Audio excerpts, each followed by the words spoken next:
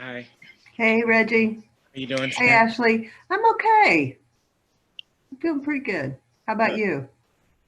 All right. Seems like for some reason on Thursdays I don't get to eat lunch, Oh, not good.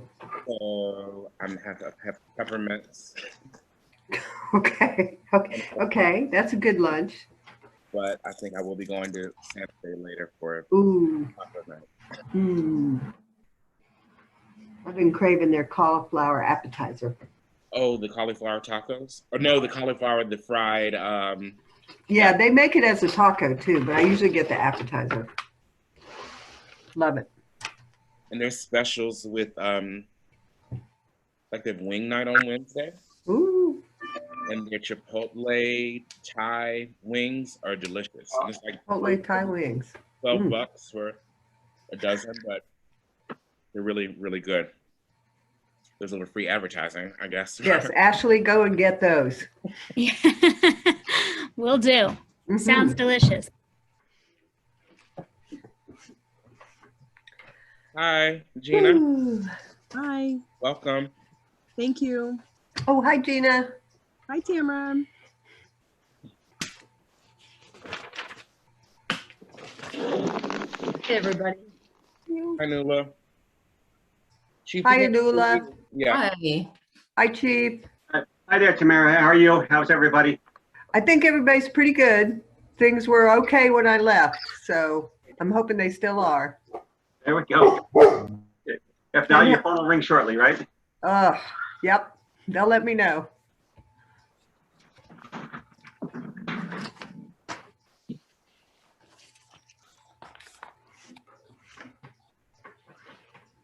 Give it a few more minutes. John, I know it's going to be, John says he's going to call in. He can't do video right now. He's kind of swamped. So, and otherwise, I haven't heard from anyone else saying that they wouldn't be here. So,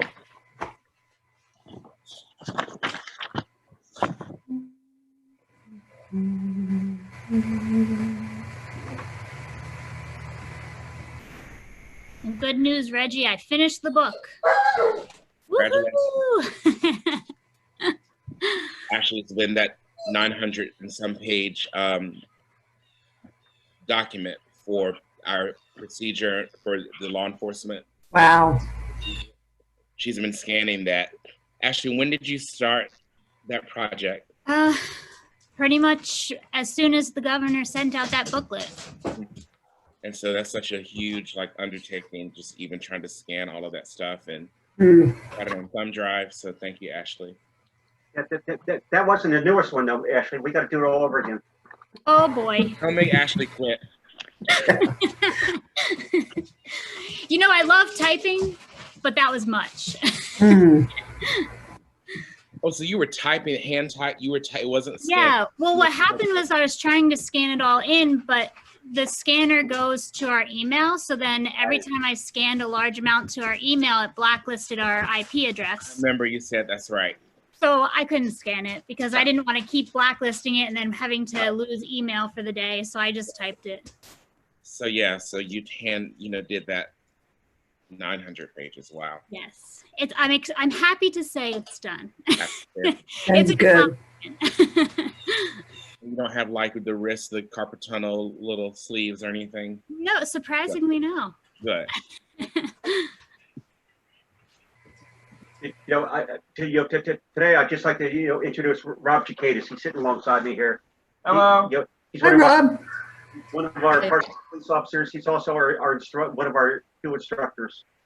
And and if we have any questions about the use of force, and he teaches defensive tactics at not only our our department here, but he teaches at the police academy, and he also teaches at 1,200 officers between here. He works full time with New York State or New York City DEP. So he teaches a lot of people. So Nice to meet you. That's awesome. I know if you guys can see him there. There we go. If you have any questions, He's probably going to ask you to say that all over again once we get started. We have some more people come on. Okay. We got Rachel, Vanya. I do have a young man who's resident of town of Woodstock. His name is Amin. I haven't had a chance to speak with him face to face yet, but he may be interested in being like another youth voice that will be a part of this group. So I did invite him today to just join in on the call and observe. And then I'll talk to him over the weekend with him and his mom and see if he's interested in joining us officially. But hopefully he'll be able to get on. And Reggie, to that end, I'm not sure if everybody saw Rachel's email about somebody. I didn't respond thinking that you would, or might address that. Yeah. Sometimes the commissions and committees are predetermined, so I wasn't sure, what Just this. so everybody knows, Bill has appointment power. He's the only one with that appointment power to really put someone on. And at this point, even though I'm thinking we probably won't, with the exception of Amin, take anyone new on the committee officially, people are welcome to come to every meeting. Just so anyone that's watching this later online, you're welcome to come to every meeting that we have, and you're welcome to ask questions or give feedback. So it's not a close, so even if someone's not on the committee, officially as a member of the public, you are a part of this, also. And again, we need to hear from folks. So there's no reason why that person can't come to every meeting and still have a voice and make contributions. You remember you are in town of Woodstock? What's that? I am in town of Wallkill, actually. I am an intern of Tamara's at the Family of Woodstock. Okay. Thank you. Welcome. Thank you. And I've asked Gina to help us with the survey. So she's here today to help us with that and get some guidance for that from us. Thank you. I think we're going to kick that off.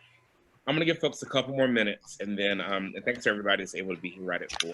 Appreciate it. I'll be right back.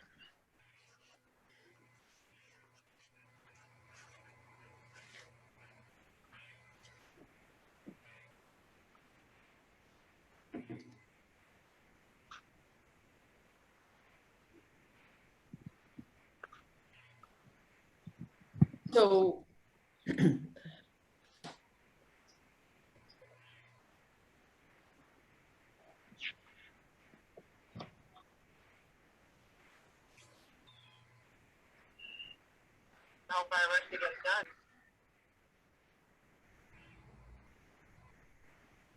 Rachel and John.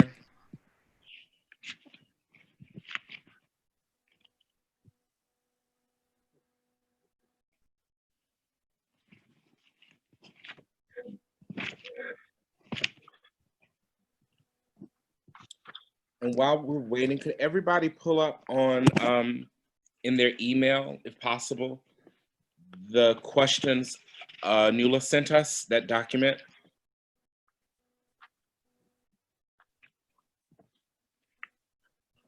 That Anula sent out, what, yesterday, Anula? Yes, I'm looking at it right now. Okay. You mean the Human Rights The Inquiry? Human Rights Commission, yes. Yeah. Hi, Rach and John. Hi.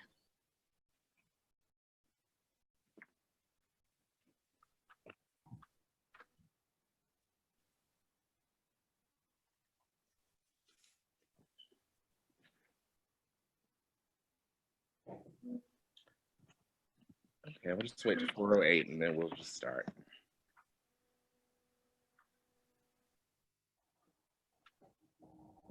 Okay, 4:08, so we're gonna get going. So again, hi everybody. Welcome, thanks for being here today. Hopefully we'll have a couple more folks join us soon. I wanted to welcome to Gina, who is an intern at Family of Woodstock, for those who weren't here a couple minutes ago. And she is going to be working under Tam at Family and is interested and willing to help us with our survey. So thank you, Gina, and welcome. Thank you. And then the chief, you want to introduce Robert just one more time? I have a part-time officer here with me, today, his name is Robert Jacadis. He's been with us 4 years. He's an instructor, not only with our police department, but at the police academy. And he's also a instructor for the New York City DEP, police department. So he covers a wider territory of places that he actually helps out, teaching and part of his teaching is are the use of force and defensive tactics, so he's here. Anybody has any questions, he's certainly ready to jump in and help us out. Sure. Today, go through some of the content of the document. He'll be speaking to some of those policies, just kind of for our own information, our own knowledge. Did you want to say something? I'm sorry, were you about to speak? Oh, no, I'm actually just listening. Okay. Okay, so the survey, the document that Anula sent. Anula, thank you for gathering that. You're welcome. And what I wanted to do actually today, before we get to some of the document, is really start as a group to formulate some questions. Because we need to get going on that, because I don't want to blink and it's the end of October and we haven't sent anything out. I wanted to know, has anyone had some time to think or maybe had some things written down as far as questions that maybe are up here or things that you've thought about that we would like to ask the public? Does anyone want to start? That's a no. Reggie, one thing that I'd like to say is when I went out to each of the different human rights commissions, I actually thought they would have a long list of questions. I was very surprised that it was so, there's just one or two or none. I like the idea of short and sweet and to the point and leaving it in, kind of putting the question out to the public so that we really are listening to what they, like what's most important to them, right? That's what's going to come out the feedback that we're going to get. So, but I will say I was pretty surprised, direct and to the point. Right, because I was thinking too, when you sent this, I was thinking, oh, I thought it was going to be, right, a list of like, we'd have 20 questions, exactly, like a 1 through 5 or something like that. Yeah, I mean, that would have been nice, but to be honest, I actually felt like that the questions were a little, they were a little light, and I also felt that if that short and sweet and to the point is true, but when we're talking about police reform, yes, we could say, how do you feel the police relate to the community? We could also say we are addressing these issues, these categories or these places, and we would like you to speak to your feelings around the police. If we're going to give them one little question, we need them to, I feel that we would be better served to share with them what we're focusing on so that people feel invited to actually open up around those particular subjects. Sure, I agree as well, Rachel. And I think that part of it is having this public forum and having the meetings online. So to your point, is there anything else that we can do to help or just to educate and inform our local community about what we're talking about, but at the same time, not close off the opportunity to bring up something that we might miss. I definitely feel that the invitation for the community. So, there's a couple ways we could approach this, and we've talked about this a lot. So I won't bring it up a lot. I won't take a lot of time on it. But different communities are taking less of a wide scope approach around police reform, and they're also trying to sort of knock their way through it. I watched it in Ulster County. That's what it felt like to me. So now, as I'm looking at us, I feel like it is important that we do take the time to widen to expand this conversation, because we already know the conversation will expand out into the community. We can't look at the issues that Chief has and leave it to Chief. So I feel like it's important to to offer to invite the community with a bit of a scope of what it is that we're looking at, and possibly a little framework And possibly around what we're Rachel, looking at. Rachel, a I'm little sorry. a little framework around what we're looking at. In other words, a paragraph and a little bullet list, as we have seen in some of the other conversations that O'Neill sent us. In presenting those questions, and if we're going to go down to something as simple as what are your feelings around police reform in Woodstock, or how do you feel about community policing in Woodstock, I think it's really important that we provide some perspective ahead of time. Okay. I agree with you, Rachel, and I'm wondering how you feel about the 6 bullet points or the 6 topics under Ulster County's list of topics that they want to be discussed. Would you add to those? Are those sufficient in and of themselves to create questions around? I'm going to peek at that again right now and Okay. let you know.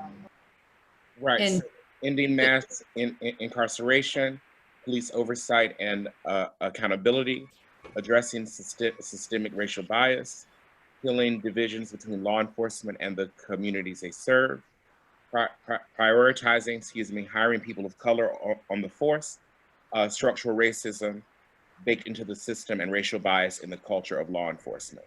Those are the 6. These are the top 6, just to kind of chime in here. They're talking about some other things, but Right. we wanted to share with us that these were really the top 6 things that they're discussing. So yeah. Right, as are we. And did we discuss mental wellness within the community? And is that in there? Was that in that list? This is feedback from Ulster County. Right. But in that list, as it's going down, No, is it that wasn't. on the list? No. Yeah. So No, and it should be. because we Yeah. are definitely focused there. Yeah. Yeah. Did I cut someone off when I was, I felt like I heard someone about to speak? No? One thing I did want to say, and correct me if I'm wrong, Chief, but as far as mass incarceration, I don't know that Woodstock has a large amount of control over that. It is something we can discuss, but I'm not sure that it's something that the town can really change in general. Well, on one that depends on who you're talking to and what your vision is for police reform, right? And so here in Woodstock, we have children who are of color, who go to Onteora, who are part of a school-to-prison pipeline. And if we don't address that and we don't speak to that, then we're actually just, that is actually something that will come up. And it's something that we will need to address at some point, because when we do begin to look into the mental wellness of our community, we have to recognize that we have many members of our community who are dealing with a very corrupt family court system. And I'm sure that when we do talk a little bit more to Chief, we do have issues around families, young people, how those children are growing up. Mm-hmm. And if we're looking at community, I think we can't ignore mass incarceration as a massive issue, because we are raising children in schools that my son was quickly turned into a criminal in Onteora, really quick. And then he went to spend the rest of his time making music at home instead of being out in the street in Woodstock. But in Onteora, they wanted to criminalize him. So this is definitely an issue we must speak about. And Chief and I actually, Anula, Sorry. Go ahead. As a thought to Rachel's point, we talked about a meeting or 2 ago, the areas that were important to us that we want to see discussed in this meeting. And I think that we did not bring up the school system at all. So that, could be added to that list for conversation, because I think that is an issue that's very serious. Yes, I mean, it falls under youth, but yes. I mean, once we dig into these issues, right? we begin to see them. Yes and no, but yes. But when we speak to you about youth, we will immediately begin speaking about the school-to-prison pipeline. So, yeah, it's definitely something you can leave it at the top there, and then we'll see where it intersects, which is across all of this conversation. Right. I remember bringing up the youth from the perspective of internships and recruiting and things like that. But I do want to call out the schools just in case that turns into a different kind of a sub-team down the road, which a lot of the committees are forming to deal with particular issues. Yeah, and I think what I think a lot of people like to lean towards, or we ended up leaning towards, like creating something for young people within the police department. But the part that we've sort of been like dancing around is like the real issues in this community, and that is mental health. It is our youth, how they are raised and treated, and these are all at the intersection. So when I bring up the conversation of youth in and how our police force runs, how they are raised to feel about the police and the community, all those things, that is well and far beyond offering a few opportunities Correct. to learn about being a police officer, and they are far more important to focus upon. Yeah, I agree. That's why I'm in support of calling it out as a separate item that gets the full attention that it deserves. Mm-hmm. Thank you, Anila. And the chief and I was at the station right before this meeting, and that was something Chief and I that came up in our conversation, and talking about, you know, sometimes some people, you know, really need, their youth are in crisis and things have to get really bad, and then some parents may feel like, oh, well, my son or my daughter's on, you know, drugs, and if they're in jail, it's a better place for them because I know that they're safe. And it was like, well, we would like to have interventions for folks way before we even get into that place, because it is a sad that, and it's true for some people, that they feel like, okay, well, at least if they're in jail, I know they are under a roof and they're getting meals of some sort. And Chief and I were talking about how in a community, there need to be kind of interventions and things in place that are available hopefully way before that. So around supporting parents and domestic violence education, right? Yeah.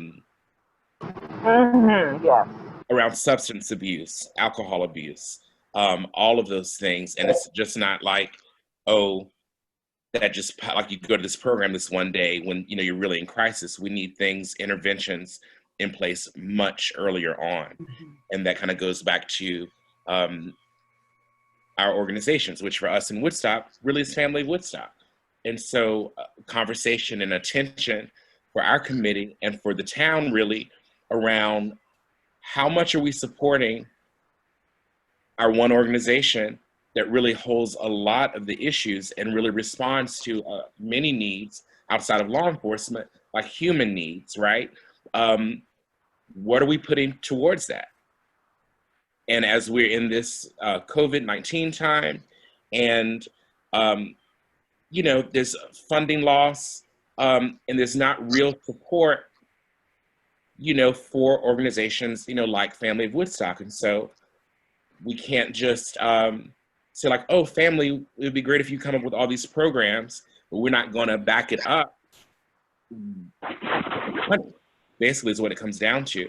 So, you know, you can't expect, like Family of Woodstock especially holds a lot on their shoulders and is way underfunded.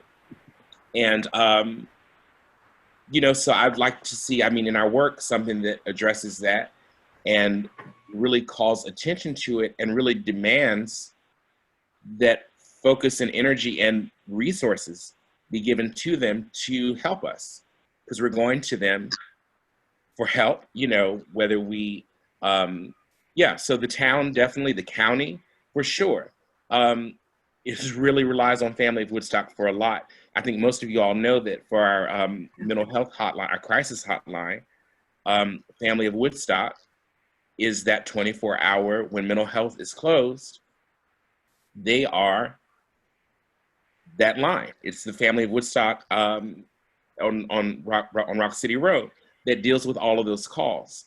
And these folks are, you know, making minimum wage, you know, below minimum wage. Below minimum wage. Sorry, but below right now. No, thank you. Yeah, so people should know that. And what does that say? And I also just want to put it out for people here. We receive between 8,000 and 10,000 contacts a month. That's a month in our program. So there's a lot that goes on there. That number's dropped a little bit because we don't have walk-ins the way we do, because we cannot figure out how to provide the kind of community support that we've always given people during a COVID situation where we rely on volunteers a lot of the time. I have a lot of interns because they give us a lot of really good energy and coverage. And keeping everybody safe in the building to answer the phones and the text line and do face-to-face supportive counseling and supportive case management meetings that we schedule and make sure we have a safe place for is all we can do right now, along with food security and everything else we do. So we also are really concerned with our lack of ability right now to reach out to the community of people that we're used to interacting with more fully. And Chief and I have talked about this, and people on the committee, the loss of 3 of our community members over this summer has been really painful for us, and it's been painful for the people that we work with. And those weren't specifically COVID related. However, I think they were COVID related because of the loss of ability to provide the kind of support that we're used to providing. And yes, we do need help to do that piece of it. And thank you, Reggie, for that, saying it. You know, we can't continue to be the people who step up and do this without larger support. We really need that in order for our community to be healthy at this point. I also recognized that when I was on the listening to the Ulster County meeting, that a couple of people in that meeting mentioned that they defer and reach to you for support.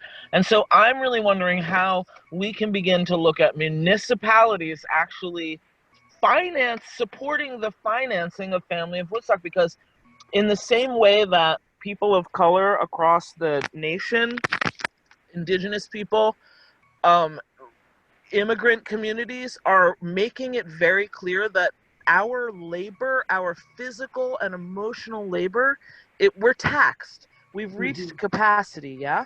And so this is something that I feel we also need to look at the communities, like as we look at structural, we're going to be going in and out and in and out. But so the structural racism in the design of municipal governance, of how all of the society runs, is based on using as much as we can get for as little as we can pay.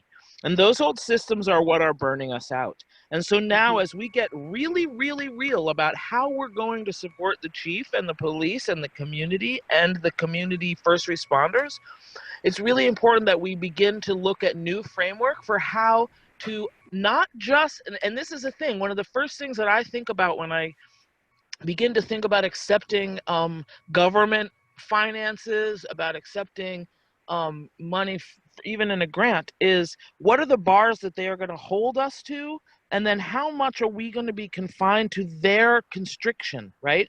But we as municipal governance, the governance in these communities, are turning to family for guidance. So we already know that we don't need to tell you, Tam, how and what to do, but we do know it's very clear that we need to look at budgetary support, because we can't keep expending all of our resources, quote unquote, expecting that they will fill themselves or that others will fill them. Right. Thank you. Rita. And just to let you know, is somebody inside Family now? Because I'm dropping off the computer for you. Yeah, there are people there. Okay. Yeah, so I think that's, for us to have that conversation, and hopefully other places really will also, because again, in thinking about even law enforcement and how folks get involved in that whole system, there are other issues that lead to that. Like in general, people don't just wake up one day and say, I'm gonna commit a crime, or I'm gonna be addicted to, like, there are things that happen in people's lives that get them to that place, right? So again, looking at for ourselves as Town of Woodstock, what are we doing? What are we contributing to this agency, or for another town, a similar agency, for the county, to look at Ulster County mental health? substance abuse programs or drug treatment. You know, to really kind of say to the county too, hey, this is important and it needs to be funded. Again, I think when it comes to, we can find funding for all sorts of things, but when it comes to people, I think Rachel said this, you know, how much can we get? Like, we're going to give you as little as possible and expect you to work miracles, basically. And I know, at least at Family of Woodstock, as a former employee, full disclosure, at Family of Woodstock, I know I've been doing that work. And even though I'm not there now, I know what goes into that and how taxing it is just on folks who work there and as an agency to hold so much on their shoulders and to kind of have the foundation taken away under them as far as funding for programming and staff. So it definitely is something. Were you going to say something, Anula? I have a question. Are we currently supporting Family of Woodstock at all? And if so, well, either way, are there grants in place, or could there be grants in place to assist with getting some of the funding, provided we could meet the criteria that Rachel mentioned earlier? But are we in fact supporting Family at all right now? Reggie, if I could step in. Sorry, Yeah. I can't be on video right now. I'm working, but I just wanted to add, you know, Family of Woodstock, you know, as mentioned before, you know, both so many municipalities across Ulster County rely on Family of Woodstock for the services they provide, but also Ulster County as a government relies a huge part on a lot of services that Family of Woodstock provides.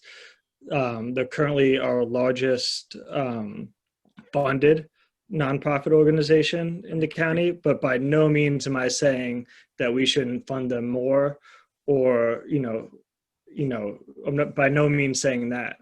And I just also want to point out, and I just emailed it to Ashley because I'm kind of working off my phone right now to send to the committee, that you know, an example that I think we can look at too, but you know, besides, you know, that funding, but for the county executive and Sheriff Figueroa just announced, if folks hadn't seen it, that they just agreed to almost $1 million reallocation, essentially, from the Sheriff Department's budget, while maintaining staffing levels towards what's going to be dedicated to the mobile mental health unit that I mentioned. Nice. And expanding that and fortifying that, as well as ensuring a full-time dedicated social worker as part of the Ulster County 911 system. So just for this, you know, committee to, you know, think about, and hopefully you should all be receiving that in your email soon. You know, I think when people talk about funding and things like that, this is a prime example how a community and government can work with law enforcement to, you know, properly allocate funding while maintaining public safety, but expanding, you know, where we've all seen the shortfalls, especially around mental health and social services. So I just wanted to flag that for everyone as we get into this conversation. Thank you. That's great. Thanks. Thanks. And I know Family of Woodstock and New Paltz, right? Doesn't Tammy, you could probably answer this question. Yeah, I think that New Paltz has a $40,000 budget line for Family of New Paltz, and we have $4,000 in Woodstock as a budget line from the town.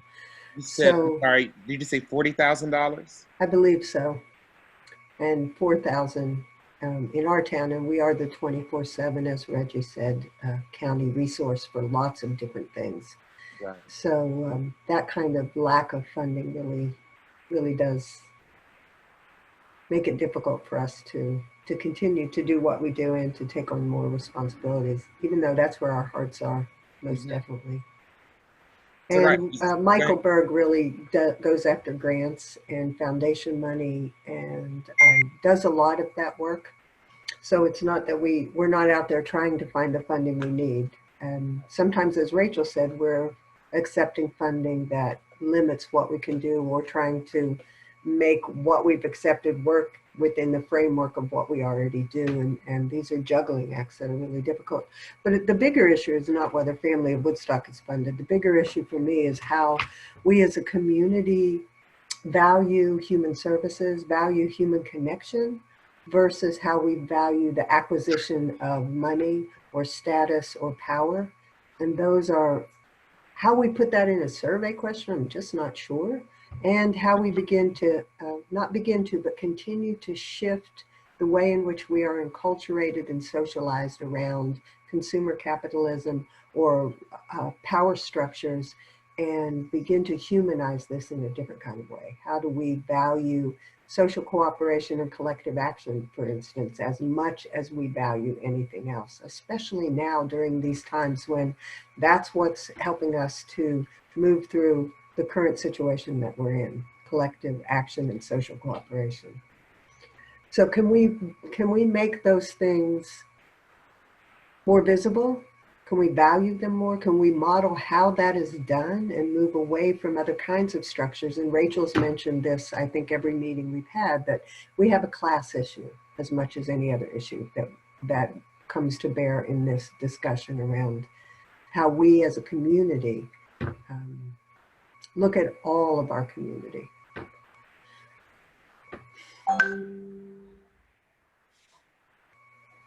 Or were you gonna add some, or were you done, Tam, with that? I could go on, so I'm going to be done. You going somewhere? Okay. You don't want to hear me go on and I don't on. want to hear you go on. Actually, I'm very articulate. You might want to hear me, but I will do stop. want to hear you go on, so that's true. I do. I would not stop you. So then this brings us kind of back to thinking about, you know, do we want to actually have questions? I mean, I already think that's a given that yes, we want to have some sort of questions. But as far as kind of backing up a little bit and thinking about our buckets, which I'm looking in my email now for, Ashley, in our notes, did we have a place where we started a list?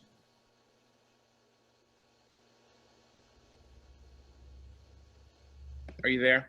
I'm here. Sorry, I forgot to All unmute. Okay. A list of what? I'm sorry. Our bucket kind of issues. Does anyone recall if we really, I know we talked about it, and actually Rachel actually had the word, you know, buckets and Well, Anula had a buckets. number. Nula. Okay, pardon me. Anula. Anula. Okay. I mean, we all contributed to it, but I think there were quite a number discussed that second meeting. Okay, so I'm just trying to pull that up. I think I listed them all on the minutes from that second meeting. Didn't get confirmation from anybody if I missed anything, but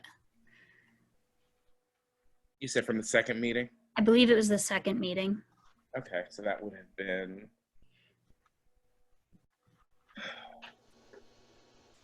maybe 9:13 or 9:20, 9:17. Sorry, I'm looking at the wrong month. Pardon me. So I'm looking at 9:17 minutes. Does anyone else see it? If you see it.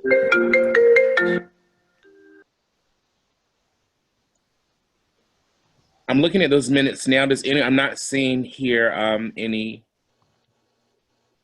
Anula, do you remember your buckets? Well, I had them all written down. You have it somewhere, Anula?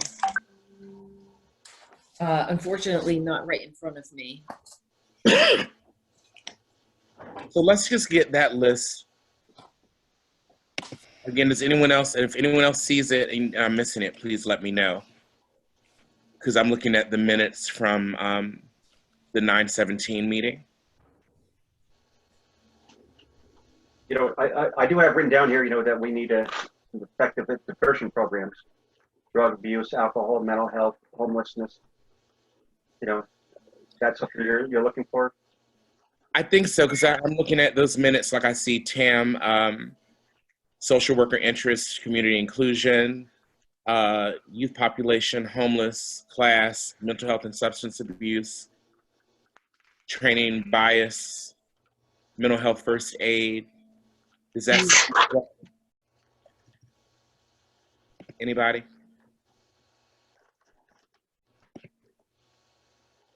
Is everybody muted? Hello? The LGBTQ community was in the NULA's call. Mhm. Definitely youth, definitely housing. I would say community. How do you how do we, in a couple of words, Tamara, how do you want to bring that in, like the conversation of community, what is it, equity, empathy and equity and social, I mean, that I think is one of our hugest problems. I just heard Yeah. horrible news today that reflects that. Yeah, and I'm not quite sure how we want to frame that, because I don't want to be divisive. I really want to call to what's human inside each of us. I also find that there are strengths in every class of person. I grew up in a culture of poverty, and I can tell you that impoverished people use resources extremely well. We are really good at making do with what we have. And we have an excellent work ethic, the working class with work ethics, and then moving up the ladder. There are different strengths. There are also challenges, but the basic for me is that we have allowed a dismissal to be enculturated of particular types of human beings. And that's what I would like to see us work on, is from all of this context. So going back to the survey and how we're going to frame the survey, thinking about specific questions, and also I like your idea about there being some kind of narrative that guides this for people, and that the questions themselves, we might want to be a little more specific, although we can add the more broad ones that are saying just what are your concerns, because again, it's been mentioned, we don't know everybody's concerns because we haven't asked yet. We don't know what those issues are going to be, and we can't predict that until we talk to all of us. And once this survey has been developed, we also need to look at how do we get this out to everyone, not just people with computers, or not just people who will come to the police station or the town hall to pick it up, or not just family clients, but all of us. And how do we make this as safe a place as we possibly can for people to give their input? Because safety is really going to be the operating principle for this, I think. We have to make people feel safe, to be honest and real about their thoughts and their feelings and their lived experiences. Right. And all of us have to step back and have the courage to take in the feedback, no matter how it lands on us. You know, how can we take that in? I would just like to stress the point that I don't believe that we should be divisive either, but I do think that questions and issues of race tend to be, I'll say, sore spots for people, and they do tend to make people clam up. And so I don't know how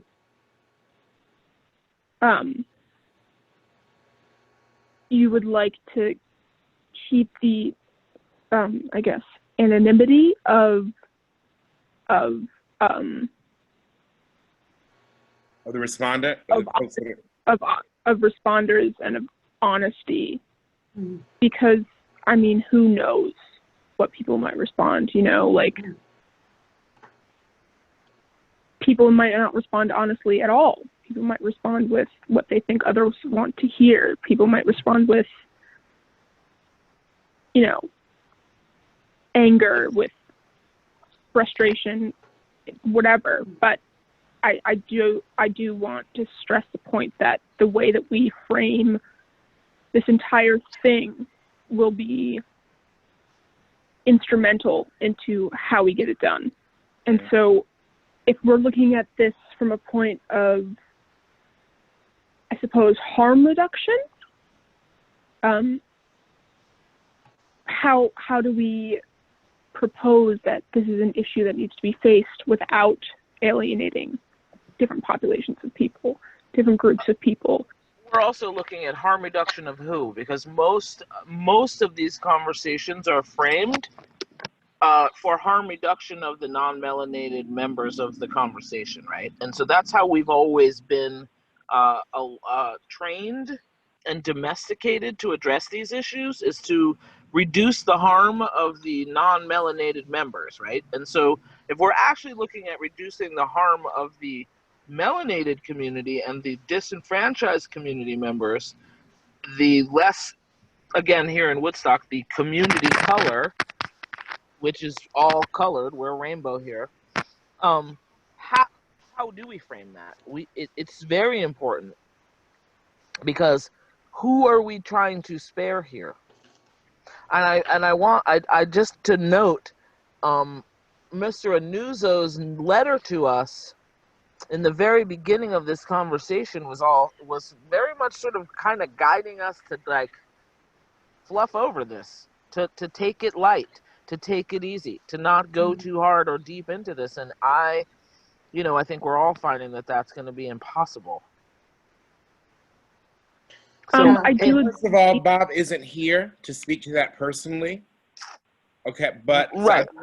But I do want to say, I mean, I can't remember word for word, but also everybody can have their opinion, and so if he has a certain feeling. No, I'm not trying to put him down, but what I'm saying is, it is important because the general direction that these kind of conversations go is to move in a slower, is to sort of make it easier for those people. And when she mentioned that, are we looking at reducing harm? I think it's important for us to address whose harm we are looking at reducing. Mm-hmm. Each one of us individually within our own heart. Right. And then I want to return to the question around how do we get this out to everyone? And I think that's a really important thing that we should start thinking about immediately and putting that high on the priority. Is it coming up with a postcard and making sure somehow that it gets to every Woodstock member into their hand? Like, how do we do that? I think we should put that high on the list. And I do think we should be able to protect anonymity from respondents or of respondents. And also, I know these are hard conversations, and that those of us who have always been protected from our racist behaviors are going to have a lot of stuff to look at. I also believe that there are ways we can encourage each other, and we can model how to take in feedback about our behavior, not our hearts, not our intent, but our behavior and how it impacts others in a way that helps us to look at ourselves and look at our own behaviors and look at the role we do play in this. For me to step up and say, okay, I have to look at the role I, Tamara Cooper, play in white supremacy. I was socialized in a racist culture. Just was born into this body, got a certain socialization, internalized it young, came in hard and fast. And how do I step back now, examine my own behavior, step out of a binary of all kinds? My behavior is my behavior, and I've been socialized to it, and I'm unaware of some of it, and I need to look at that, and I need to feel safe enough to do that. So safety is for all of us to really look at a system that we inherited, didn't create, born into a female body, inherited sexism, born into a white skin, inherited a role in racism, born into a class of people, inherited a classist system. How do I look at that? And how do I allow others to look at it? And this is going to take a cultural shift and change that will take time. And it's not only on you, Rachel, to keep bringing it up. It's on us as well. It's on me to look at the way in which I have been socialized into a racist system and what that means, and look at that. And that's a hard, hard look. And I think we can do it. I think we all can do it. And I think Woodstock has the heart to do it. It's not going to be easy, though. So I agree 100%. As much as I don't want to say it, and as much as I don't want to believe that it's true, I do think that it needs to be handled with kitty gloves.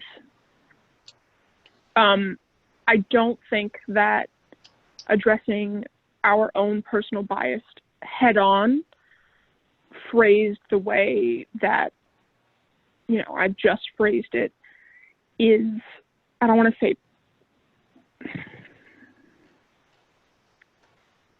palatable. I don't want to say that, but I don't know another word. But I don't believe that if you come from an attack position that any change could be made just because people like to drive their heels in the ground. Well, I think this is what Tamara's been speaking to all throughout the course of this particular call, has been precisely that, right? How are we going to come to this out into the public and out into the community and invite the truth and invite and hold the container in a space that allows people to feel freely about how they relate to this? And one of the other things that I know I have repeated myself in different places, but the idea of caucused experiences not recorded for some people really does support their ability to speak about what is happening for them in their community. And so when you're in a situation where you have 10 people not of color talking about their experiences with racism and their own internal racism, they're going to be a lot less safe. They're not going to feel as safe with me in the room. In the same way that I'm not going to feel as safe with some non-melanated people in the room. There are times when there are people in my life I feel completely safe. So how do we make room for those people? And also, here's another one that's a difficult place for us to address in a public forum without like 50 workshops. But how do we really address the part that we have class issues, not just racist issues, right? So because that's where we're at, and we're in a position where our own town municipality sort of makes way for it. We've been making way for that. In business, we can see it on the street. We can see it right down the center of Tinker Street. So how do we include the class conversation in this conversation as we reach out to our community members? I just heard that at one of our businesses is getting kicked out to make way to continue the hotel that kicked out 15 members of our community to make way for a hotel. Now they want to kick the garden out to make way for a hotel. This is an issue that affects the conversation we're having right now. It's not on the chief's hands, but it will trickle and filter out. And again, this brings us back to our place of empathy, our place of accountability, and all of those places that we need to address in order to really look at how we police the community. One thing, all of these things are. Do you mind if I just? Oh, John, go ahead. So I think I think there's been some really good points made, but towards our goal of getting public input and so on. I think obviously the issue of distribution is incredibly important. I think Tamara made a great point in how do we make sure we're getting input from folks outside the digital divide. But so it seems like to me, from listening and getting really good input from folks and experience from folks, is the concept here right now is how do we avoid divisiveness in our process, and how do we ensure anonymity? And so I think any type of public outreach, we really have to think about how we message this. That might need to come from some type of mission statement or an accompanying message from this committee to really mitigate those two major issues, which is not an easy task by any means to put words that we can all sign on to. But we have an incredible group here, and I think something that a town and many of our residents have to see a message, with, people's names that are very well known for incredible work like Rachel and Tamara and Anula and everyone else here, and Reggie and the chief and members of our youth community. If we can get a solidified message of why this information, why this input is so important, and why, and again, with the, structure of anonymity and how we figure that out, like, I think that those are our goals, our main goals right now, to get the input that we want, which I think is a very universal opinion in this group from the last couple of meetings we've had, is that we want the community to be a part of this process. And, these different requirements, that the state has, brought to us. And I think those are the, the main things that we need to tackle to get that.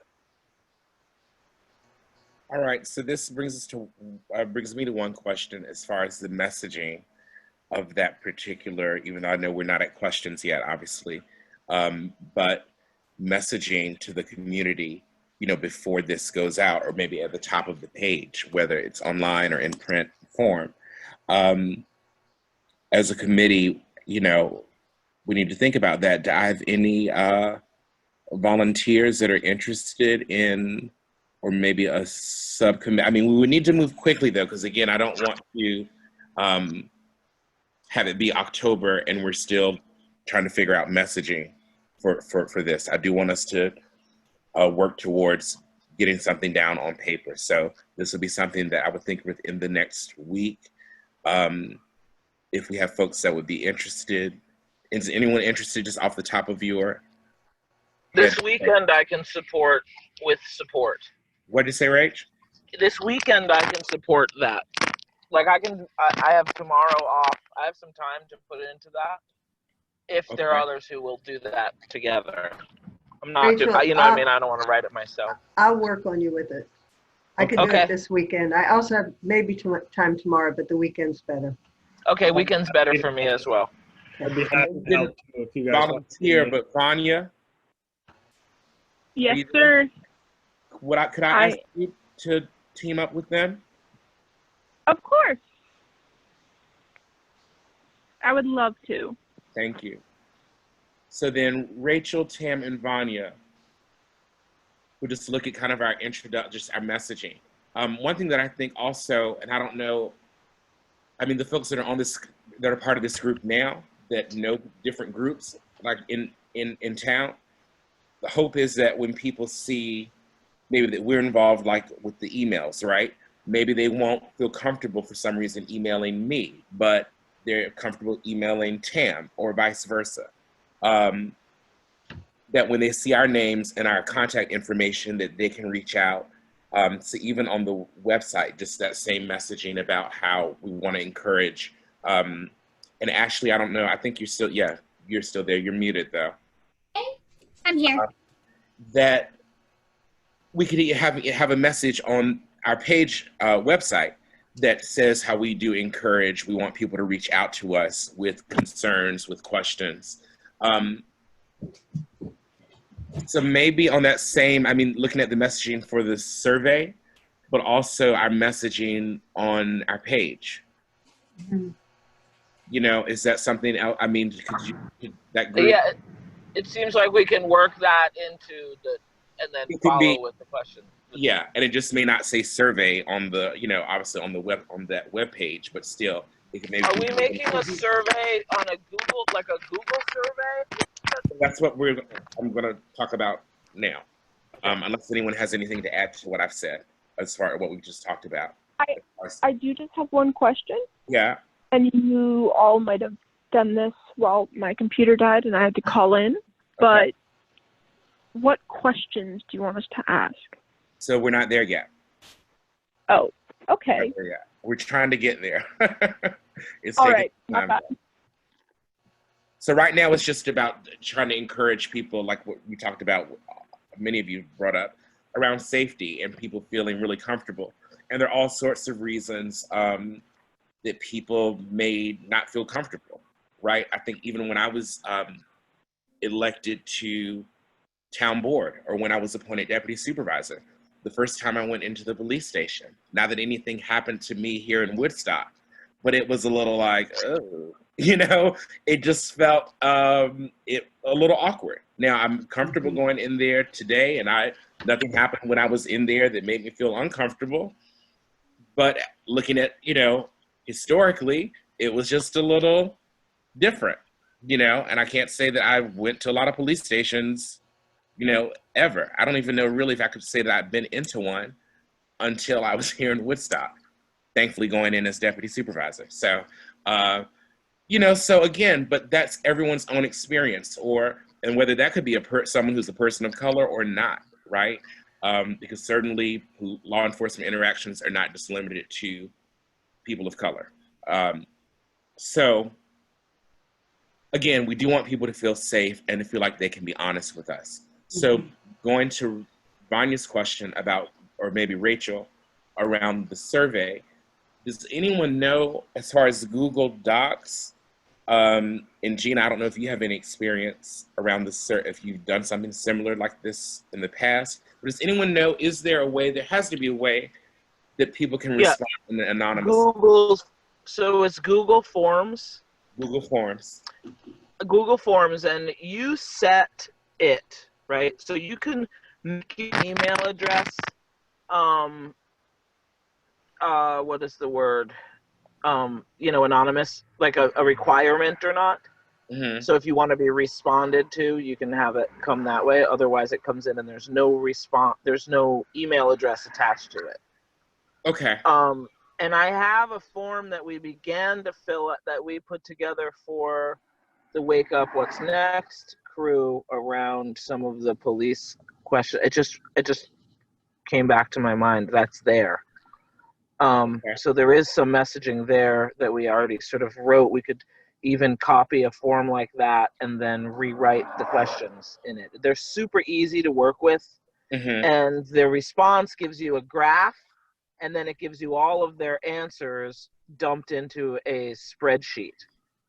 Okay. So that's how they collect the data. And if you collect an email, you could say, you know, leave your email if you'd like a response or whatever, but we don't have to put an email in there and a name and a whatever. We could ask those questions without ever asking for their name or their email, just so that the form itself feels even more comfortable in that way. Mm-hmm. And people that will want to say, like, yes, I would like my name and email. I would love to talk about it or whatever. And then we exactly they won't want it. So right, and I feel like we could also put a checkbox, because you can put everything in there, right? We can put a checkbox list, like with the names of the committee members. If you would like someone particular to call you back, then you could click on that person, and then one of us would get back to you. That way people can go, oh yeah, wait, I want to talk to Reggie. Like, he's really someone I feel comfortable with. Or Anula, or whatever it is. Or I have all these, I want to talk to the chief. Like, I you know what I mean? Right. I think that's a way that we can sort of formulate that. Right. And I started the spreadsheet on the on resources, and then was like, I hated the spreadsheet format, and a lot of things came up in my personal life, and so I didn't finish it. But I have that working, and I'll get that out in the next probably 24 hours. Okay, that resource that we talked about last week. Yeah. Okay. And then that's where, like, Tam will be able to send her videos on accountability, right? Yeah. Okay. Right. We can all throw them into that box and see what. Let us know. Thank you. And so translate some of this as well, so we'll be able to translate some of this. Yeah, has to be translated. That's really important. Oh, to translate for this survey, you mean the questions? Yes. Yep. Do we have someone to do translation? Should I ask Salvador to do translation? That would be great. So acceptable to everybody? Is there any way that we could come up with I don't know, I guess there's a part of me that wonders if there's anything maybe even between us personally that we could come up with to offer somebody of that community to translate it for us, like some sort of an honorarium for that time. Like, if we come up with $50 and offer it to whoever that is to translate it for us, rather than asking them to volunteer their time. I cannot commit. Is that possible? Right now, I can't commit the funding. I mean, I can. Well, I just would like, can we consider something like that? Is that something we can consider? Do we have any budget for this meeting within our community. I just feel like in some of the places that we're reaching out, if we have interns and we have people, we've chosen to volunteer. But if there's any way, again, in working towards like new systems building, how do we not just expect that somebody has the time or energy and actually work towards trying to compensate people we ask of? Mm-hmm. This is also Thanks, to support Rachel. us in learning. Yeah, and it's also to support us in like thinking about how we reach out and what we consider resources, and this again, and trying to support even the same conversation around family. It's the same conversation. No, I just volunteered a family of Woodstock employee to do this without compensation. So thank you for the reminder. Fair enough. Okay, so again, I cannot say yes to that in the moment because I don't have anybody's checkbook or a town of Woodstock a checkbook, but I will speak to Bill about that. I'll chip in $10. I'll chip in 10 too. How about that? Do I have another 10? Yes, I'll go 10. Well, listen, hang on. We got 30. We got 30. We got 30. Let's do this amongst email. How about that? So Okay. people do on the spot. Let's not. Yeah. Okay, but we got the folks. Of course, yeah. It wasn't we're to almost put people there. on the spot, Yeah. but it is to really help us start to reframe how we think about the resources in our community. Yes, thank you. Good point. Fair point. Yep. And we can discuss this through email as a committee if anyone wants. Yeah. I'll just add in an item to that I think we got a really good point. Is also just, and Tamara brought this up earlier and what I mentioned towards the digital divide. Mhm. So how do we get these, so Google survey is great, but we're also, limited right now with, COVID and the library. How do we get folks without computers to contribute to the survey? Yeah. So that includes, in terms of postage. Right. So that's another, fiscally, fiscal thing that we have to consider. Just if we're putting out, and I think maybe through the charity of our community, we might be able to, do that. But just to add that to Rachel's point. As far as if we have something on a little card or. Yeah, exactly. Because again, right. I do that. Send that out to 5,000 some residents. And right. Postage, from my experience, That's a lot. Postage adds up. Yeah.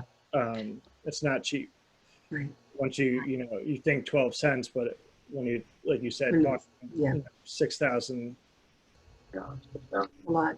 I had been thinking about this, and the population of people that we work with often don't have access right now, especially with the library in limited services and families operating on a limited basis for walk-ins right now. However, I thought it might be possible for us to have appointments for people to come in and use a laptop on site.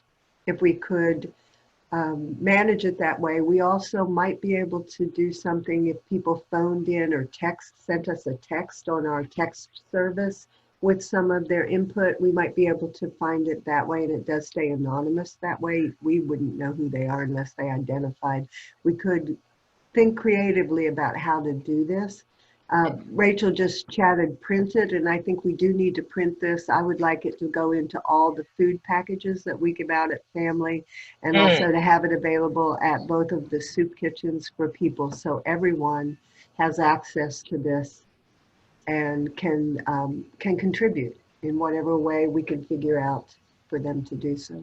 Yeah. Another thing I'd like to mention is that I have a radio show every Monday night from 5 to 7 on Woodstock 104, and because we have we do emergency service broadcasting, so a lot of people who are not tuned into the web tune in to our station. So we can take a public announcement, and Felicia will run that every hour. When she goes through at the top of the hour, she'll do that at least several times a day. So we can definitely get some word out about that. And so when we have information as to where people can go to obtain a copy of that and fill it out, or to use a device, whatever that is, we can use that as another avenue as well. and again, like there are places that a lot of people frequent, you know, the meat market being one of them, the Sunflower being another one. And I imagine Bread a lot of alone. businesses will be more than happy to have it. To have it on site, and boxes maybe for drop off and collection of the handwritten ones. So I think this is great because it is a really important topic, right? We want to get the input. How do we get that input and make it easy for folks? Regarding the online survey, I want to kind of call out the some points from the Human Rights Commission here in Woodstock. The idea is perhaps the town can make some laptop computers available at different locations and different days. And so that would limit the number of computers that are necessary. Some of our recommendations might be Woodstock Commons, Woodstock Meadows, the community center, family if family's open to it, and we could figure out how to do that safely.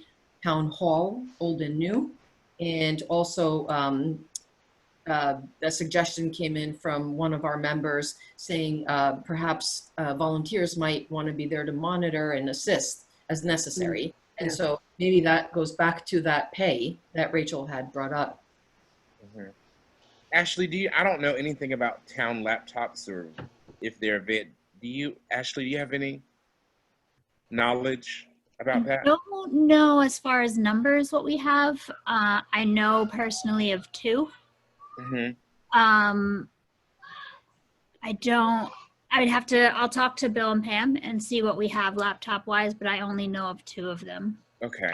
And if we just provided gloves so that people could use disposable gloves when they use the, you know, whatever it is. And then just to really backtrack a little bit on the conversation around around compensation and why I brought that up is particularly that people of color are very often, you know, our labor is asked for and expected. Most people, you know, people, and especially around here, class is a whole conversation. And so, yeah, so I'm, you know, while we are volunteers and while there are people who are maybe happy to volunteer, I'm really trying to structure, to bring thought to and point to the importance of those people who are of less means. You know, I don't necessarily want to say, yes, there's a position where we will pay someone to stand here. Like, the reason why I brought that up is that we so often ask of people who don't have the means to volunteer in positions when they don't have that capacity. So that is why I brought that up. And so it was, you know, just to sum that a little bit. And I just want to add to that, Rachel, I totally accept everything you're saying. I also think it's a strength of people who are poor, raised working class and lower middle class to be more community minded and more sharing of their own self as a resource than other groups of people. So in my attempts at times to Volunteers Day as an example, the volunteers are not supposed to do anything on Volunteers Day, and it's hard to get them to not, because it provides so much meaning for them. So we have, you know, I just want us to think about all of this, including the meaning a person's contribution makes for them.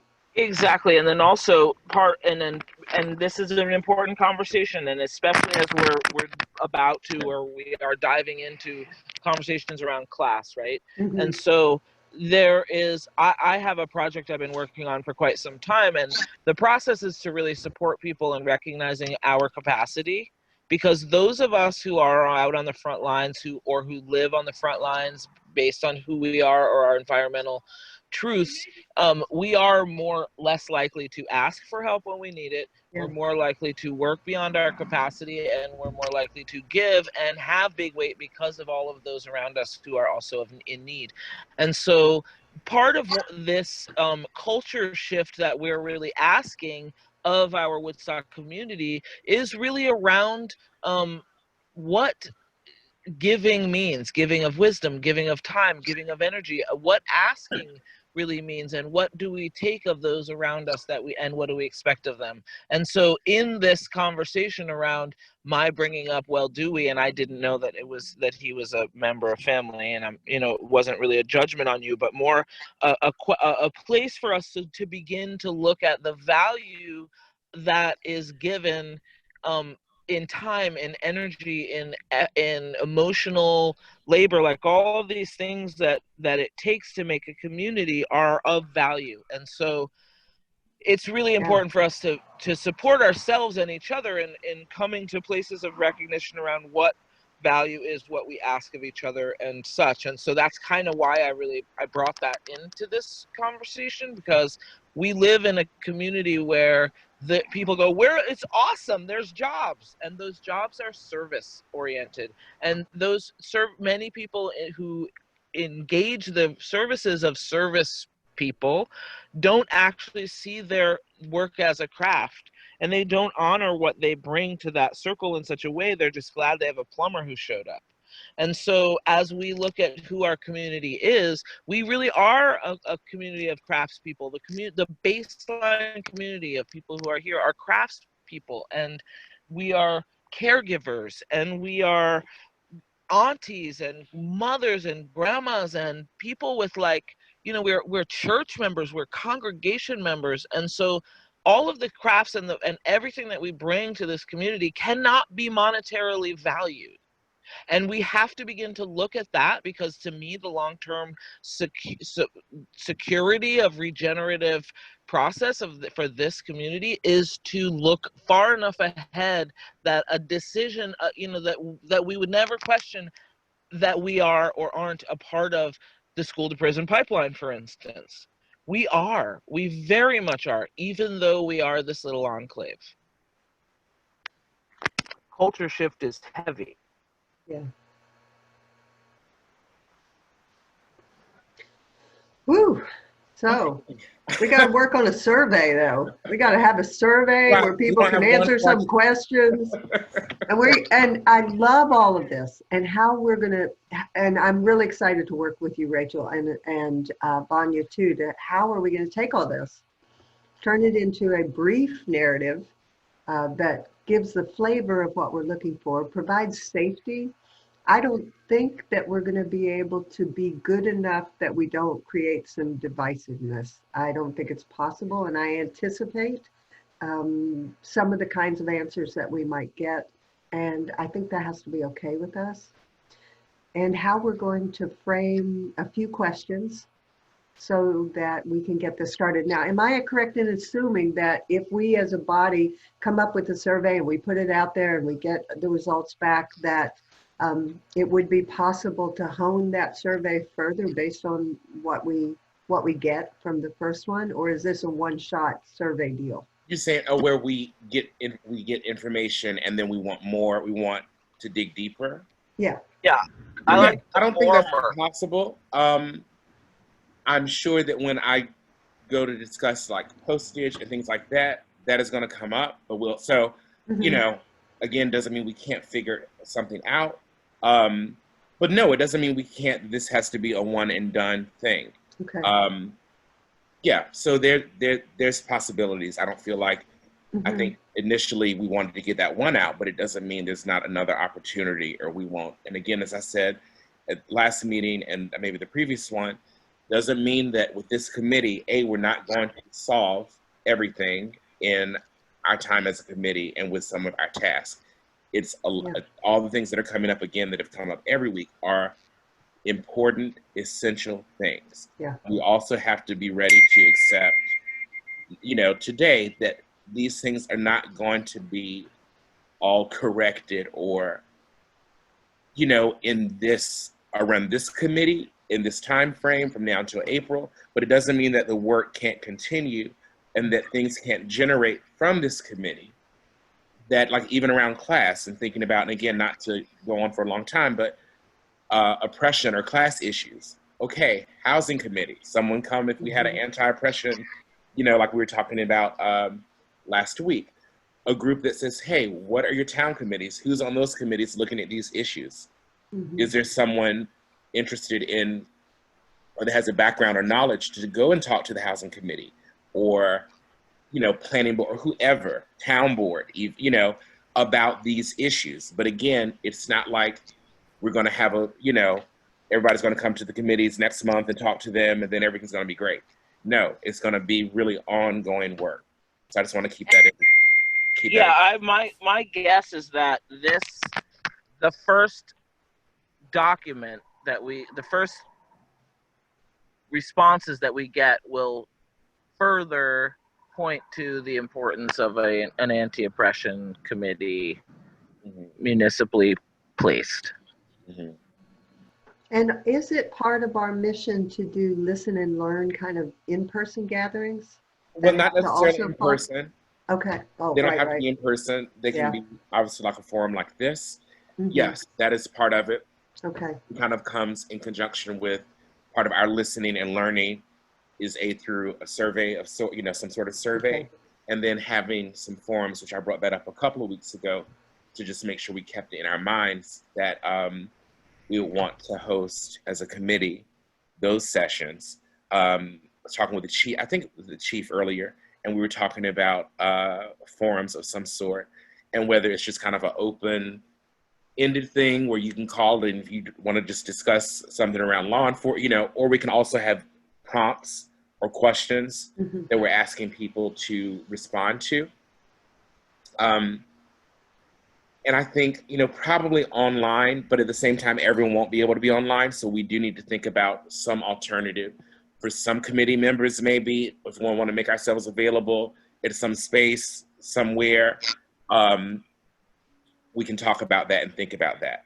And I'm thinking, again, like what I said, the survey, I'd like to see us get that out later this month. And also with the forums, I'd like to see that around the same time that we're having those. Again, just to let people know that we're here, we're listening and we'd like to hear feedback. I'm happy on another day other than this to host a BIPOC caucus along with another member of members of our BIPOC members of this community. I wouldn't be, I feel like an LGBTQ caucus hosted by members of the LGBTQ community here, circle a group, just a conversation. Those conversations really bring up a lot that aren't necessarily going to come out of just questions. And I think in the forum conversation, I think that's a big one. And I also think it might be interesting to see, and I'm not here to offer you, Tam, but you seem to be the most, maybe we might want to host some of our non-melanated community as well, because this is a really hard time for them. There are people having a really hard time with everything from not getting attention. People are freaking out. Why is it not Artist Lives Matter? Why isn't it this Lives Matter? I mean, people are having a really hard time. And so, yeah, it does. And so I think that, when I was listening to the Albany mayor, I mentioned it last week, and they're like, okay, we're going to bring in some forums, we're going to bring in some workshops, we're going to be hosting some support because our community members that are even on our forums need support and education and help trying to figure out how to navigate this stuff. So, all of us, I know Tam as well, we're full of it, and we have bevies of opportunities to share those learning experiences with others in the community and also in this group.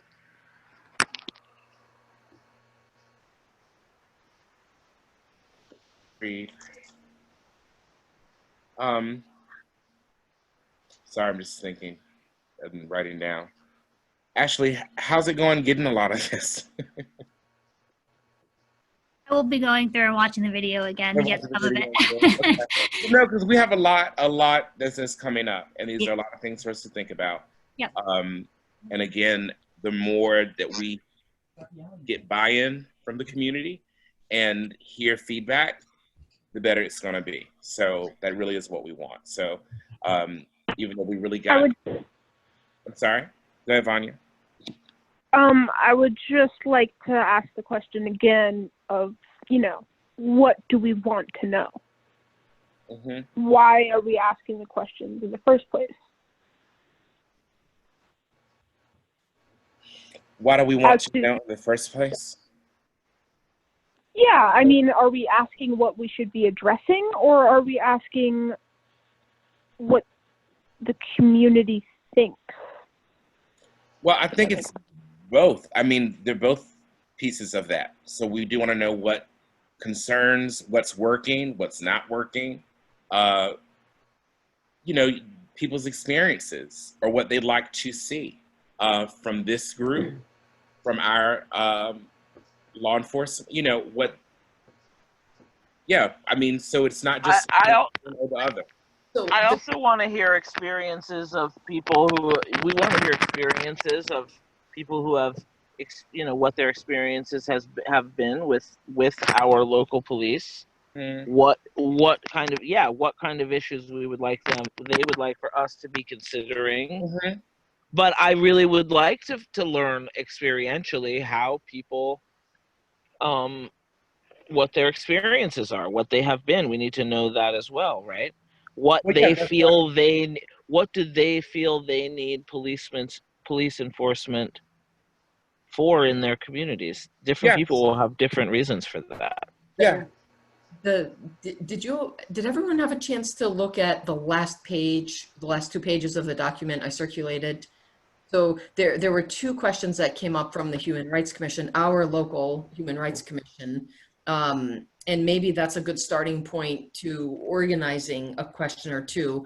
I'm happy to read them. The first one is, in your experience with the police department in Woodstock, are there some things that you would like to see change, improve, or be maintained? The second question that we put out as a first take on this is, please share any ideas on how our police can improve the way they function in our community. Yeah.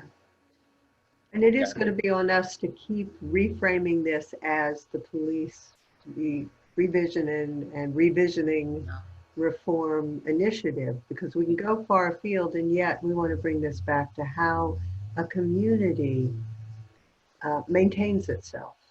And that is really important. So hopefully with this document we'll have ready for you next week, we'll be able to have a broad narrative that also directs us into this focal point, because this is what the mandate is. So and honestly, those 2 questions, I mean, really are the main, that's the meat or the tofu, if you're the tofu on the bone. Absolutely. Okay, so I want to be Let's just say though that I think that we should limit like write-in comments as much as possible, especially if we, you know, just in terms of translation. I think it would just be easier to go through like multiple choice. Well, maybe, but I think with multiple choice, I mean, what is going to be like good, really good, bad? Yeah, you know, or you know, so I think people, again, being able to kind of write whatever their experience is, however they're able to do that, I think those stories we're gonna get more from that than we will get from circling a multiple choice or saying between 1 and 5, between, you know, great to terrible, you know. Yeah, as well, one of the other things that I think that's kind of could be valuable, and maybe I'm wrong, I'm not attached to this at all, it came to me in this moment too, is that, you know, the stories of the people in our community and what their feelings are and what they need are really supportive in helping new community members understand who we are, particularly since we are part of a community that is completely changing right now and we're thinning out, right? So within this, some of this could become support for further educating our community about who's here and what they need. And I think the more we hear from the people what it is that their experiences and what their needs are, we will be able to meet them better. Yeah, so I think really having a place for people to really share whatever it is in their mind, in their heart, to just put that down on paper in some way, or to share it with us if they're comfortable in some kind of forum where maybe they're not literate, you know, but they still can express, you know, verbally how they're feeling. So I still want to because everyone won't be able, to maybe get it down on paper. But I do think those are really the best ways. Really, when you hear someone's story, it's different than looking at a chart, with a number. And we had 10 5s and 7 3s. When you really hear this is what my story was, that sticks, and there's a lot more learning there than when you just look at a number. And it's going to be more balanced, I think. There are many people who are going to write in with complete support for the engagement that they've had with our local police force. And that everybody needs to hear that too. That and we'd like to, yes. Already have a police force that's doing a good job and is tackling things that really need to be looked at in a different kind of way. And that's some of this is not just looking at reforming the police, it's looking at how we reform ourselves, which includes... Right, because like Rachel said, I think even in the first meeting, it's not like looking at Chief and the rest of the department and being like, well, you guys need to do this, this, and this, and this. And then we're just like sitting back. No, because we also will get to a place where we want to hear from our law enforcement community in town. What do you need from the chief? What support are you getting? What's the morale like? We care about that. Your health, the health of our officers. That's important too. So if we kind of look at it from a us and them thing, that's not going to help us, because really the more there's a relationship, right, and seeing each other like as human beings, as just people, because when officers go home and take off their uniforms, they're human beings too. Okay, so looking at us as a community working together. Yeah. I also want to note something that I found very interesting, or that just really struck for me. I have a friend who has an app where you can go to the police scanner in any town, any city, anywhere that has it online. And I really felt a very strong affinity for these women. And I was listening as they were like, protests going on, and they were sending out their officers, and they were primarily women. The dispatches hold a lot in our community as well. And I also believe they have a strong understanding of what is happening in our community, and that they are, our dispatchers are important in this conversation as well.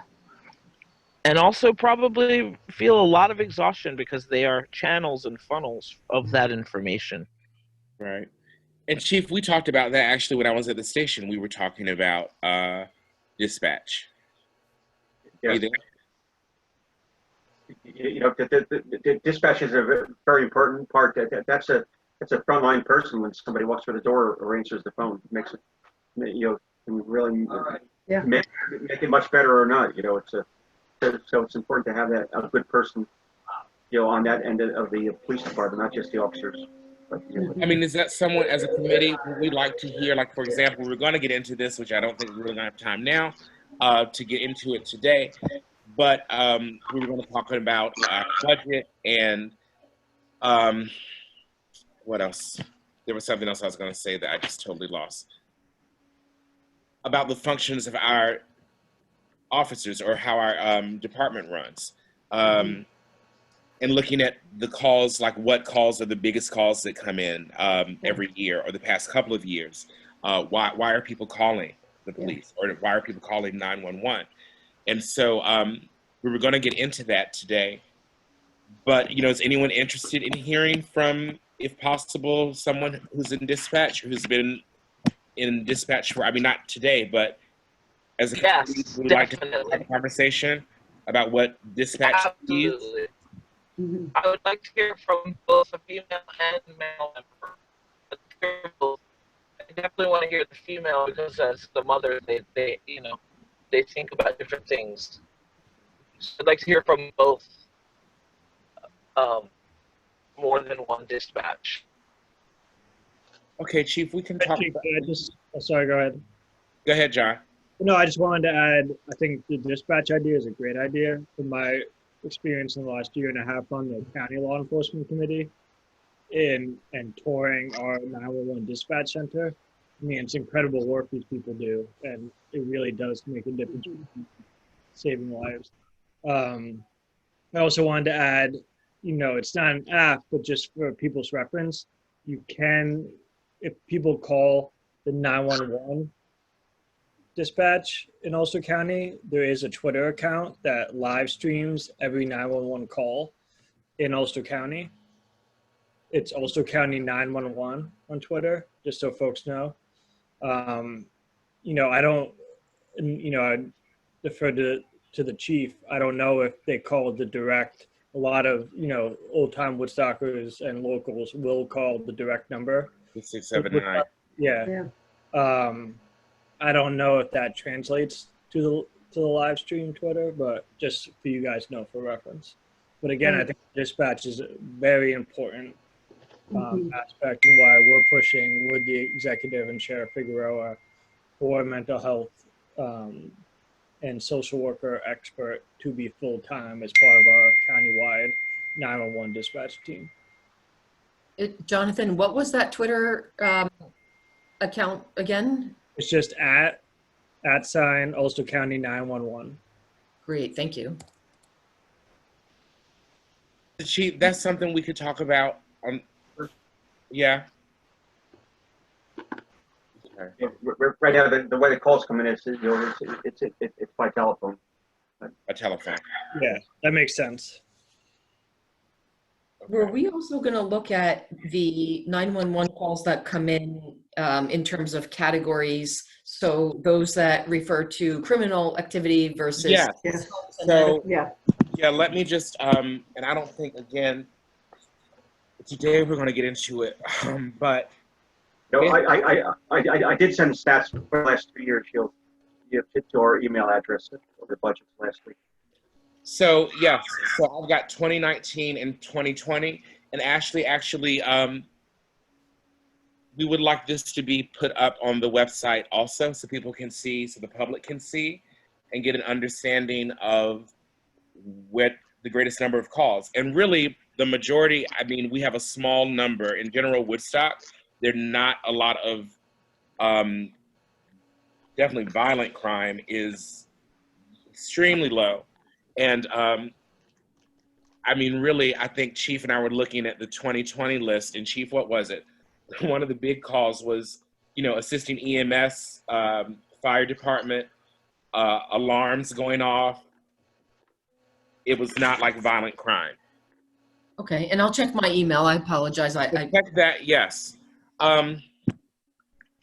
So let's get back before we wrap up, because we're going to run over obviously a little bit. To just kind of recap and to get some sense of where we're going to head next. Obviously, this is really, the survey is huge and the things that came up. I saw Rachel, you put in chat about the buckets list. Oh, Anula, I'm sorry. Anula was asking Ashley. Ashley, were you able to find that or no? I don't have access to the minutes. They're saved on my work computer, and I'd have to turn this off to connect to my work computer. But I can check tomorrow when I get into the office, and I can forward it to you guys. Thank you. Now, we talked about a Google Doc, right? I think, Rachel, did you say, well, you talked about the document, the sharing of the resources, right?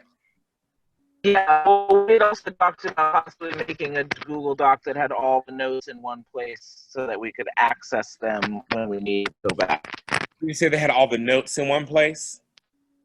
We talked about possibly doing that so that we could have access to those incoming documents. Okay. Because actually for our bucket list, this would be a place where we could just go into it individually and put things in there, and see who put it in there or whatever, if you want to add some, a comment to it or whatever, right? We would be able to do that through Google Docs. Anybody? It's my understanding that you can do that. And I believe it also highlights it so that you know who made the comment. Okay. Let's see. So, Ashley, is that something we can work on together to get in the Google Doc? Yeah, I mean, I don't know it much, but I think the town does have, because in order to use Yes, YouTube, if I think you're we need to email access, account. ask to focus on it or whatever. Hold on, Ashley was But still. you could have access to notes or things. Hold on, one second, Rach. Ashley, you were still. I was just saying that in order to have a YouTube account for the town, we had to make a Gmail account. I haven't used Google Docs much, but I can look into it and see if I can figure it out. I'm happy to sit with you for a minute. You figure it out in 2 seconds. It's super easy. You have access to everything from forms, spreadsheets, documents, and then it's really easy to add other people or to make it public and send just a link. It's very easy to work with. I'm happy to help. We could spend 20 minutes, half hour, and you'd be zooming through it. Okay. So then Rachel and Ashley will connect on that. Okay. Are we looking at, Reggie, for next week to have a survey questions completed, so we can talk about them? I hope that we'll have it in some form that we can look at it and work it from there. At least it will be a work in progress that'll be ready for us next week. Yes. So I mean, but when you look at the work that the Human Rights Commission, I mean, they already have the basics right there. Yeah. It shouldn't be hard. Right. So let's say this. So today's what, Thursday? Right? So Reggie, I would also just add, I think to the chief's point, I think we've talked a lot about like questions from the community. I did find the minutes. Okay, hang on, Rachel. Hang on, Rachel. John was in the middle of a sentence. I think Rachel, she's a little bit delayed in her feed. Sorry, I should be muted. Okay, go ahead, John. Oh no, I was just saying also if the chief and his officers have any, questions that they would want to be added, that should be, forwarded as well. Something they'd like to know. Okay. Yeah, definitely. Yes. Is there any way, Reggie, that we can put, the questions together? Maybe by Wednesday, just send them out to our email, and everybody can look at them. And if we want to add anything. Well, we were going to meet over the weekend, so if we could let people know on Monday where we've gotten to, and it may be a form that then we could add to and have input before Thursday. I'm hearing the sense of urgency that we get this done by next week, so let's do our best to do that. Great. I mean, Tamara, you have a good grasp of our community. Anul has it. Rachel has it. I mean, we're all on the same, on the same page. And I don't think it's going to be all that difficult. It's just, and we want to make it, not too lengthy, but because, I filled out one, just recently, and it's 4 pages, and it kind of turns you off after the second page. Yeah. Yeah, we want to keep it. We'll hold it to 2 pages, Chief. Hold it to 2 pages. Thank you. Front You're and welcome. back. Right. And I just in a cut and paste, I extracted the 2 questions and just recirculated those. So Great. that'll be more front. I found the minutes. What'd you say, Rach? I found your minutes. Found the minutes with the bucket. I found the minutes. You want them? Which one? I did. Oh, she is talking with the bucket minutes. You want them? Yes. Do you want them? Yes. Okay. Okay. Sending them to you. Do you want me to put her thing in here? Her thing in here. What does that mean? Do you want me to put her list into the comments? Into the comments. Into into the chat. No, because then This is what she says. All right. Revisit how to address and interact with non-English and LGBTQ community members. Revisit the conversation around ICE and CBP government.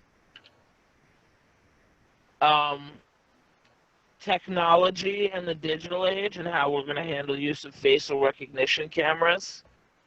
Super big. Community relations. She was talking about volunteer officers, but those You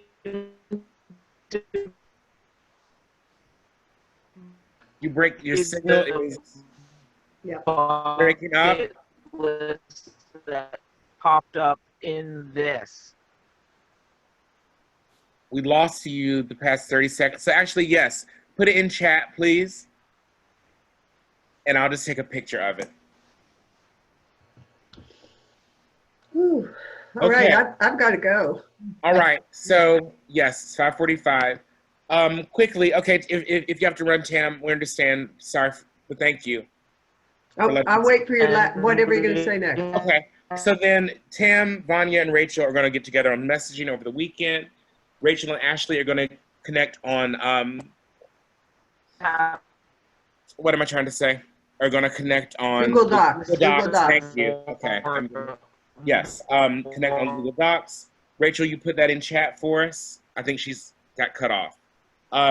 Gina, we're going to get, there's definitely, it's going to be coming. Okay, so, but thank you for being on the call today. We did not get to address at all, but it's okay. Any of the document. So I'm going to just hope that everybody took the time to read that first page 1 through 20. For next week, Chief, I may not have it written down. It's from page 20. We said to 30, give me 1 second, to page 32. So please, page 20 to 32. And after we kind of get through the survey, hopefully at the beginning of the meeting next week, I am glad I started with that though, because if we had done the other piece and then waited, we wouldn't have been able to get into this as much as we needed to, because we really do need to kind of get moving on the survey. So if everyone could take the time again to read pages 20 through 32, because we'd like to go through some of that next week. And I'm thinking, is there anything else? Not that I can think of right now, but thank you everybody.